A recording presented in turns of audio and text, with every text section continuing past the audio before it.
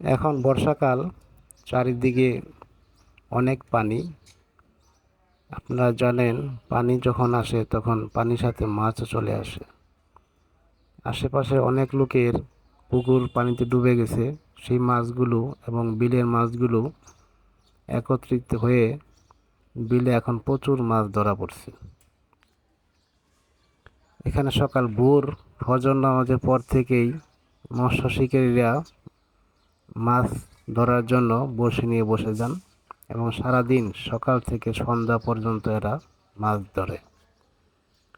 বেলা শেষে দেখা যায় এরা ভালো মাছই ধরেন।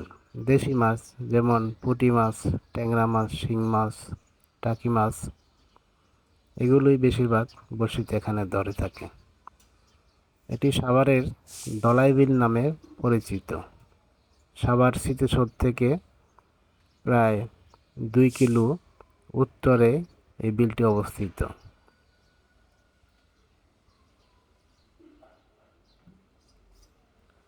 এখানে বড়শির পাশাপাশি কারেন্ট জাল, রাক্ষসী জাল, ঠেলা জাল, সব জাল দিয়ে এখানে মাছ ধরে থাকে। কেউ হয়তো শখের বিষয়, কেউ আবার পেশাদারিত্বের জন্যও এখানে মাছ ধরে থাকেন। আসলে মাছ ধরার ব্যাপারটা একটি নেশার ব্যাপার।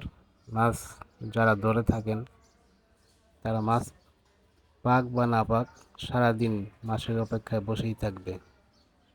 আসলে এটি খুবই একটি মারাত্মক নেশা, মাছ ধরা।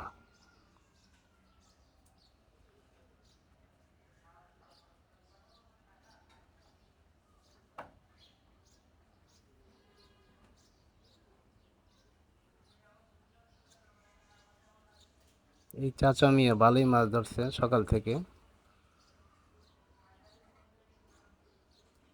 সারাদিন মাছ বিক্রি ধরে চাচা মিয়া বেলা শেষে 400-500 টাকা মাছ বিক্রি করেছেন।